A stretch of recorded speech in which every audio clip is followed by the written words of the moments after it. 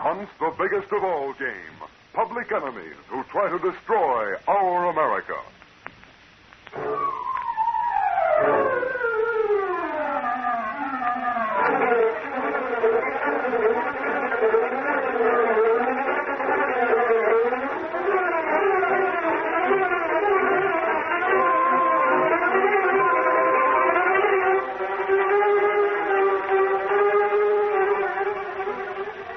With his faithful valet Kato, Britt Reid, daring young publisher, matches wits with the underworld, risking his life that criminals and racketeers within the law may feel its weight by the sting of the Green Hornet.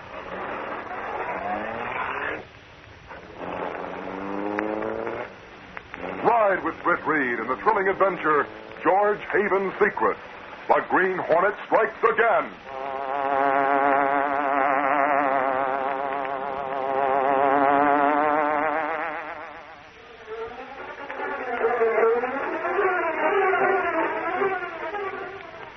Judge Burnley sat in the study of his home, reading intently.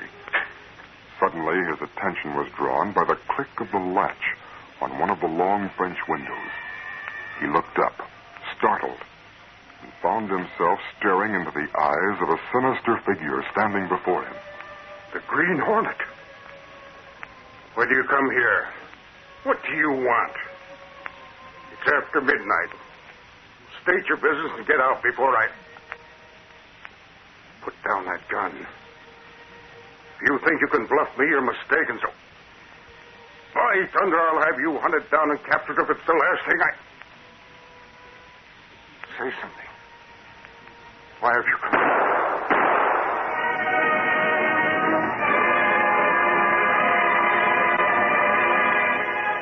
That's the Electry, Petbird, Judge Burnley murdered. Here you are, sir. Read all about it. Green Hornet plays jury. Here you are, sir. Judge Electry, Petbird.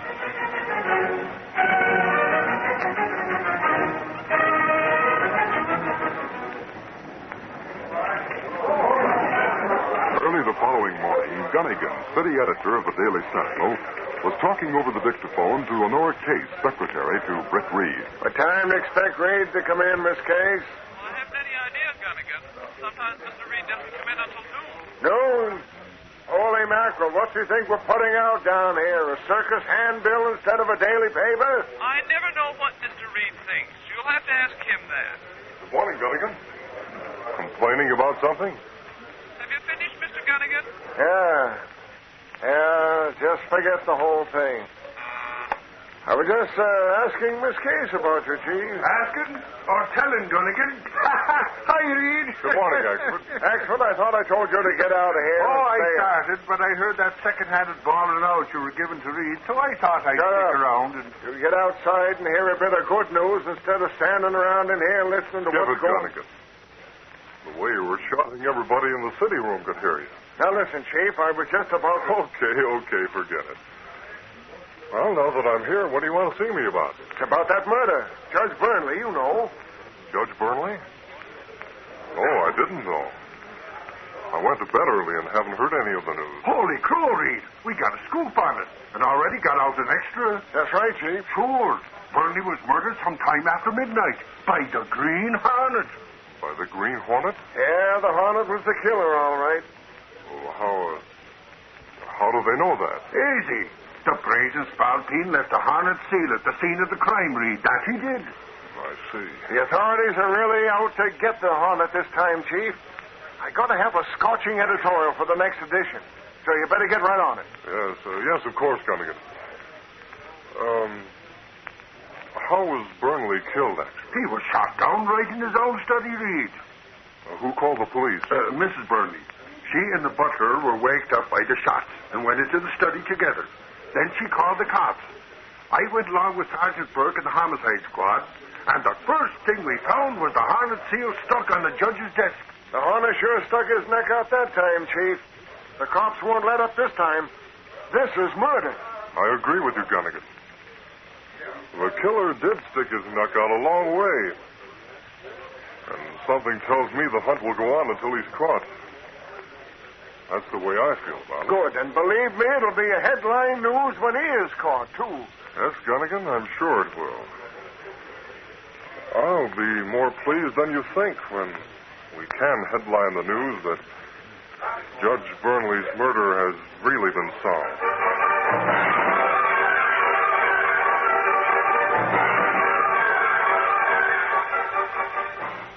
That afternoon, Miss Case entered Britt Reid's office. I have all the data you wanted on those two city officials, John Webb and George Havin, Mr. Reid. Oh, yes. I want to go through it again, Miss Case. Just put it all on my desk. Yes, sir. I suppose the investigation in which Webb and Havin were involved will be dropped, or at least delayed, since Judge Burnley's been murdered. Delayed, perhaps, but certainly not dropped in this case. But night before last, Webb committed suicide, and as I understand it, the judge was sort of a one-man grand jury investigating the graft charges against the two officials. I know. Havin is such an important figure, I doubt that anyone outside of Judge Burnley would take the job of investigating him.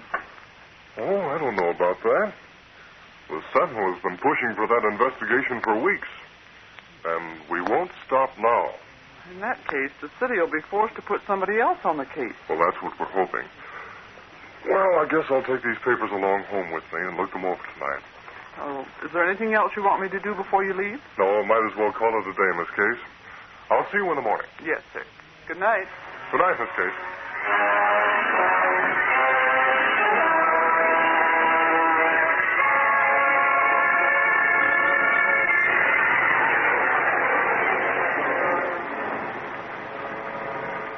Britt Reid left his office and went to his apartment where Kato, his faithful Filipino valet, and the only person knowing his identity as the Green Hornet, was waiting. Britt looked through the data on the two city officials, then called Kato into the den for a discussion. Kato, I suppose you read the headlines about Judge Burnley's murder. Oh, yes, Mr. Britt. It say Green Hornet killed Judge. I wonder why you not mention it when you first arrived tonight. I wanted to check through these papers first, Kato. Fresh in my mind are some facts concerning the past lives of Webb and Havin. Webb? He's the same man who committed suicide night before last? Yes. According to the papers. You think it not suicide, perhaps? Kato, I was waiting for further developments before I talked it over with you. But matters took a turn I didn't expect. Oh, I not understand, Mr. Britt. You will when you hear what I'm going to tell you. Day before yesterday, I was in my office giving dictation to Miss Case when the phone rang. Well, I'll take it, Miss Case. Hello? Is this Mr. Britt Reid? Yes, this is Britt Reid speaking. This is John Webb, Mr. Reid. John Webb? Oh, yes. I know you must be surprised to have me call you, but... Well, I decided it was the best thing to do. I guess I don't quite get the point, Mr. Webb. Why would you call me? Your paper, the Daily Sentinel, has been pressing for an investigation against myself and George Havin. The investigation, as you well know, is underway. Well, Mr. Reid, believe me, I welcome that investigation. It'll clear my conscience regardless of the outcome. I was advised to do the things I've done in office, and though I can be blamed for being so gullible, I'm glad to say I'm strong enough to take the consequences. I see. But that still doesn't explain why you phoned me, Mr. Webb. I've called you because I know that you, through your paper, fight for what's right. I know that you give the news fairly and without prejudice. So I want you to have my story. You mean you want to give me the story? As a favor to me, I'd like you to come out to my place on Carmel Street. I feel that if you come in person and alone, you'll give me some frank advice in exchange for the full story of what's taken place since I've held office. I intend to give you facts and names to print in the Sentinel. I know then that the public will get a true, unbiased story. After talking to you, I intend to go straight to Judge Burnley. Will you come? Of course. Oh, what time, Mr. Webb? Tonight at 8. I'll be home alone. Just come right in. I'll be waiting for you. Goodbye. Goodbye. I heard you mention the name Webb. Is he the same... That was John Webb, Miss Case. One of the men who are being investigated. Tonight he's going to give me a detailed story. When you go to see Mr. Webb, did he act like he might later take his own life, Mr. Britt? Cato, I went to Webb's home at 8. I went in as he directed. He was sitting at a desk in the study. He was already dead. Dead? Then you one who phoned police, maybe? No.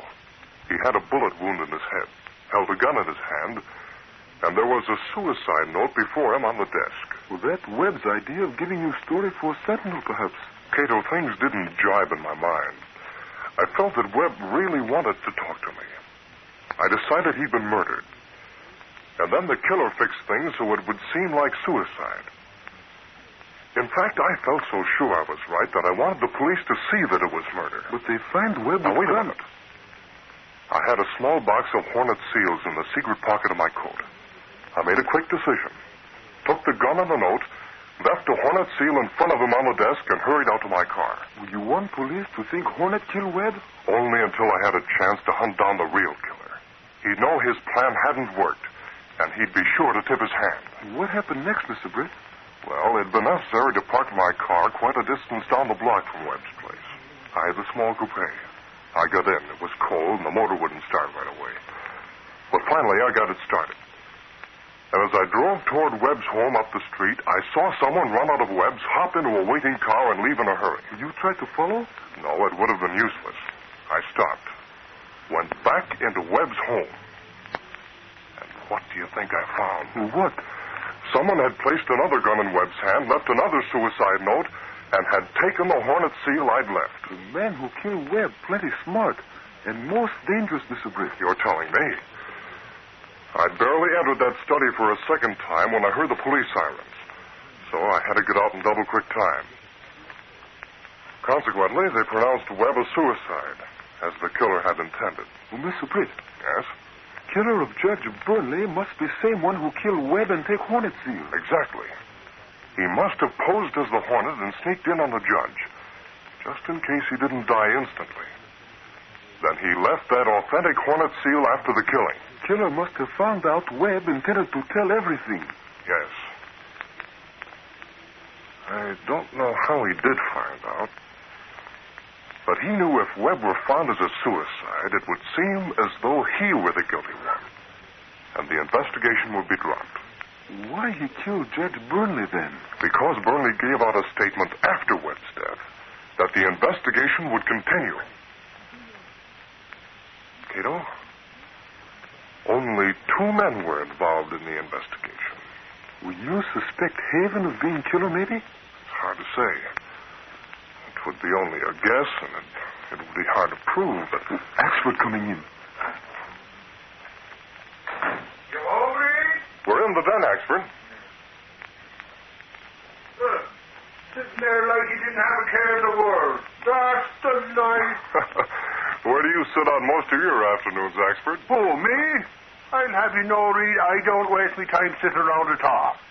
Why, yesterday afternoon, for instance, I went in to ask Casey where you were. She said you went out and that you were going to see John Webb later for an interview. Well, did I sit down and twiddle my thumbs? Not on your life. I went over to Haven's office, that I did. To Haven's office? Well, what for? Well, I thought if you got an interview from Webb and I got one from Haven, we could print them side by side. But both of us got stung, Reed. Well, what do you mean? Well, you probably got to Webb's while the cops were there, and with him already dead, you didn't get that interview. And when Haven's secretary told him I wanted to see him because Webb was going to talk to you, he told her to tell me to get out. So I got. And no interview either. You told Haven Webb was going to see me? Sure, but it didn't do any good. Well, I'm going to grab a bite and go on down to cops' headquarters. Well, Mr. Britt, if Haven knew... Yes, Kato. Haven knew Webb was going to talk. Then Haven must be killer. Yes, but we'll have to get proof. And what's more, there's something else, Kato. Something even more serious at the moment. What's that? Haven knew Webb was going to talk to me that night. If he were watching, he must know that I left that Hornet seal. He must realize that Britt Reid is the Green Hornet.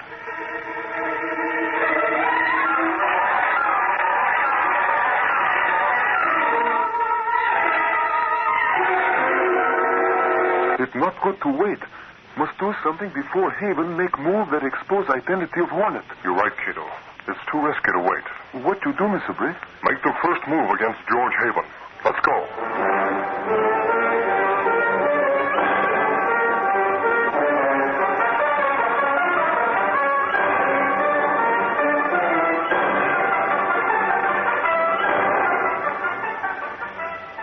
Meanwhile, George Havin paced the rug in the luxurious office he had set up in his home. Havin was a large man, aggressive and fearless. His deep-set eyes, prominent jaw, and deep, husky voice never failed to hold the attention of Ken Fabian, his confidential secretary, who sat listening to Havin's fast-flowing words. They thought they had me back to the wall today. I'll have the last say about that, Fabian. I'm sure you will, Mr. Havin. Good. Fabian, you mentioned a while ago that I took a great risk when I used a Green Hornet disguise on a certain occasion. Oh, yes, sir. I've heard that the real Green Hornet relentlessly hunts down those who use his disguise to cover up, misdeeds. So you think I might be in danger from the Hornet, eh, Fabian? Well, sir, I have thought that he might try. Suppose I told you that the Green Hornet has much more to fear from me than I have from him. In what way, Mr. Havin? Because I know the true identity of the Green Hornet. You know who the Hornet really is? Exactly. Well, who is it, Mr. Havin? Is he anyone I know? Curious, huh? Well, your curiosity will have to go unsatisfied for a while, Fabian. I'm keeping the information to myself. Yes, sir. But why don't you tell the police? Then you have nothing to fear from the Hornet. And besides, there's a big reward for his capture. $25,000. Fabian, I know who he is, but right now I can't prove it. Furthermore, if I told how I found out who he is, I'd involve myself in a certain crime. Well, aren't you going to use that knowledge at all, sir? Well, it will be to my advantage. Fabian, you're going to help me lay a trap for the man I know to be the Green Hornet. Oh, but Mr. Havin, I'm sure there's nothing I could do to help. And, well, the Green Hornet is dangerous, sir. I don't think... Fabian, you're supposed to be working for me. When I tell you you're going to do something, you're going to do it, you understand? Yes. Yes, sir. What is it you want me to do? First, you phone the Continental Press. Tell them I've been threatened by the Hornet. They'll put the news on the wires. Within 10 minutes, I'll be on the radio station. Mr. Havin... You'll phone the police. Have them come out here. Meet them at the door and take them upstairs to your rooms in the east wing of this house. From your windows, you can look right down into that window there, in front of which I have my desk. But don't you want them to surround the house in case... That's what I don't want them to do. The Hornet will hear the broadcast. He'll try to get to me, knowing it's some sort of a trick. You really think he'll come here? Yes, that's exactly what I plan on. He may come as the Hornet, or he may find an excuse to come without his disguise. I'll get the drop on him, wave my arm as a signal. Then you can bring the police to this office. But if he doesn't come in disguise... I happen to know he carries the Hornet seals with him when he's not in disguise. I'll accuse him. The police can search him. They'll find proof enough. I'll get busy on the phone. The Hornet may be smart, but he's not smart enough for George Havin.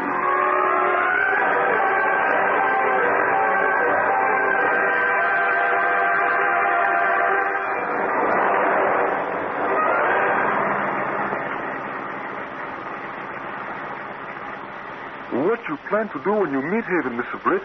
I still have the printed suicide note I took from Webb's desk. I hope to force Havin to print something. That would be for police comparison. And then to get him to disclose the whereabouts of the weapon he used to kill Judge Burnley. After that, I'll leave the evidence, put him out with a gas gun, and leave him for the police. But if he tell police he thinks you Green Hornet... If he's proven to be the killer, they wouldn't believe him, especially since he has no proof. I'll have to take that chance even though I... Listen. Calling car 32. Calling car 32. Proceed to residence of George Havin, Linden and Pine Streets. Meet car from headquarters there. Watch for Green Hornet. Police go to Havin's. Wait. Car from headquarters now proceeding to Linden and Pine. look out for Green Hornet. That is all. Well, how Havin know we go there? He had no way of knowing, of course. It's a trick, Kato. He knows the Hornet would be tuned in to hear any broadcast. Well, maybe he intends to tell police who he think is Green Hornet. Maybe. We'll go there anyway and be ready for a trap. Step on it.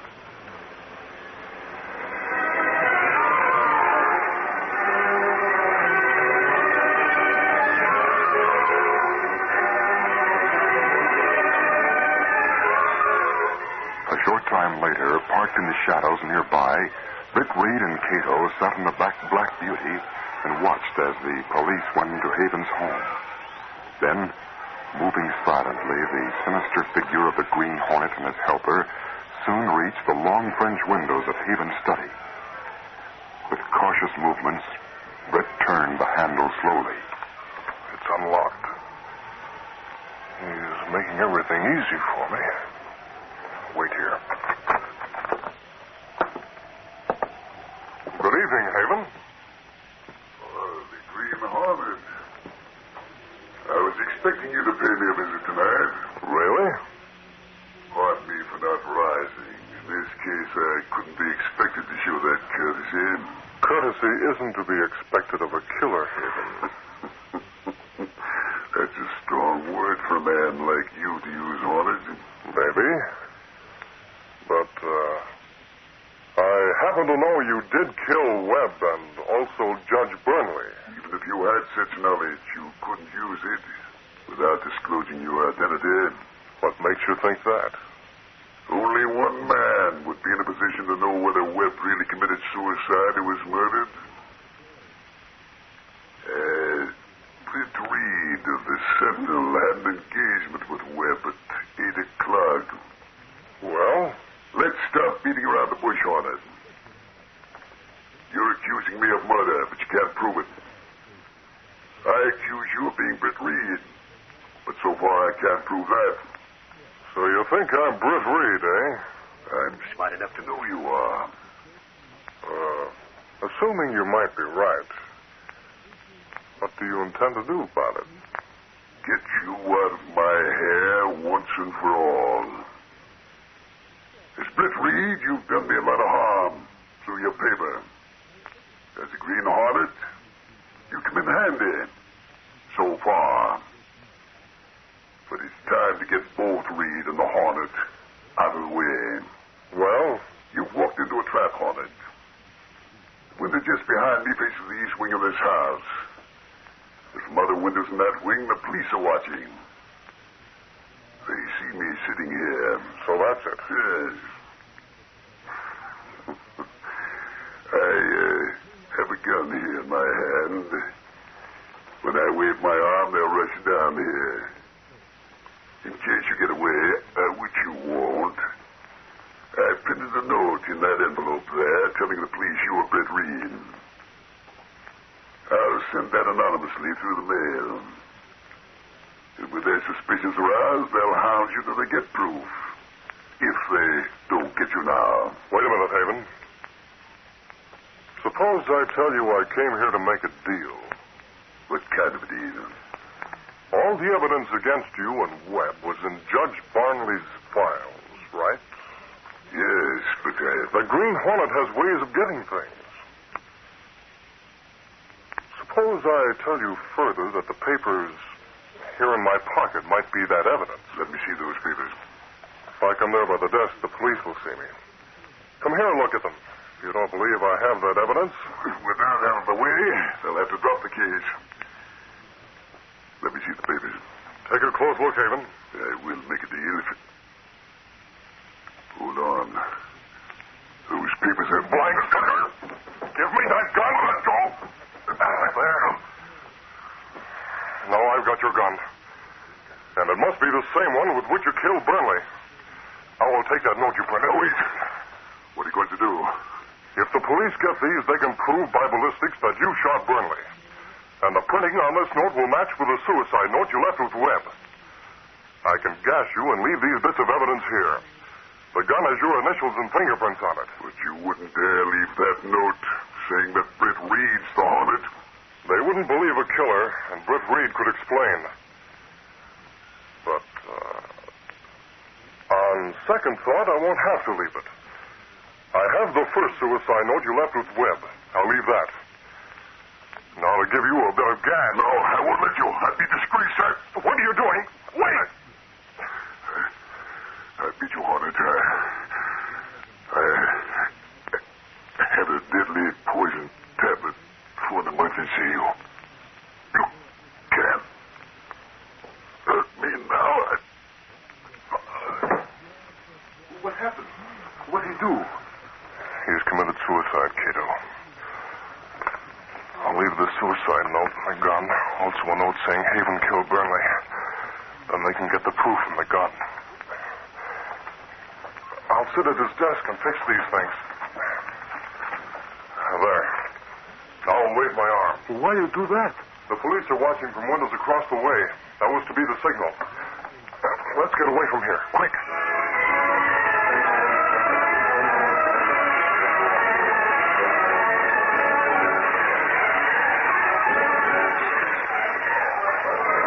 Golly, Reid, it was sure lucky you came back here tonight. You got in on the big news. Expert got me to drive him over here.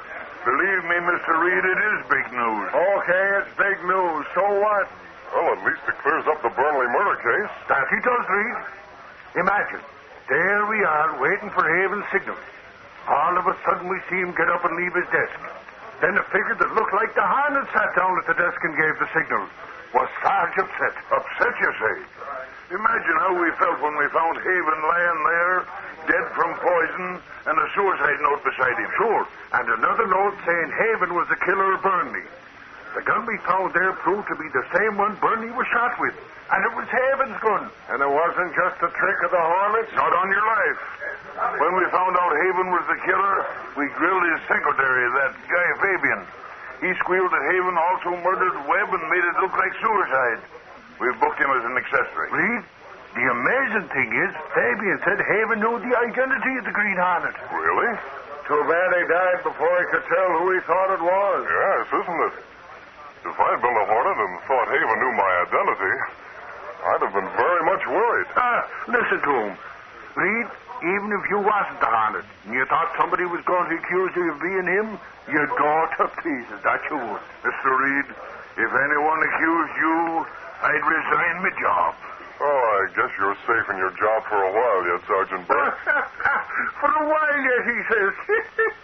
Imagine Reid being the Green Hornet. Ain't that a joke? What a sense of humor that guy has, eh, Sarge? Reid, you slay me.